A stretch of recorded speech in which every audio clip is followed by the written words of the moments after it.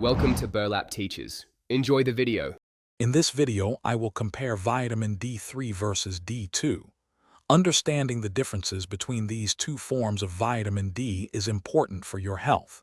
We'll explore where each type comes from, how your body uses them, and which one might be more beneficial for you.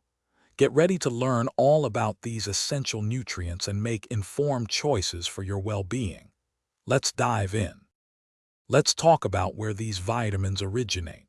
Your body makes vitamin D3 when sunlight hits your skin, and you also get it from certain animal products.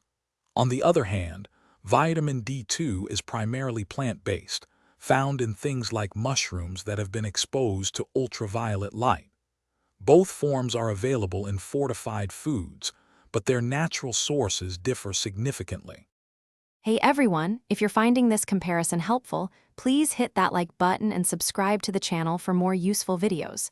Quick recommendation: make meal prep a breeze with these fantastic leak-proof containers.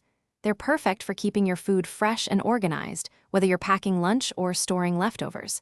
Check the description for the link and other great deals. Now let's get back to the video. When it comes to how well they work, D3 often takes the lead.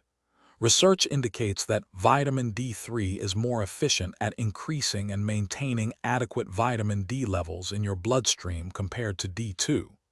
This means D3 is generally considered more potent and effective for overall human health. It's a key factor to consider when choosing a supplement.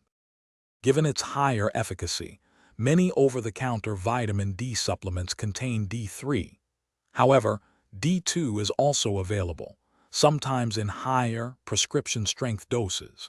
It's crucial to read supplement labels carefully to know exactly which form you are taking. Consulting with a healthcare professional can help you determine the best form and dosage for your individual needs. Thanks for watching. Consider subscribing if this video helped you.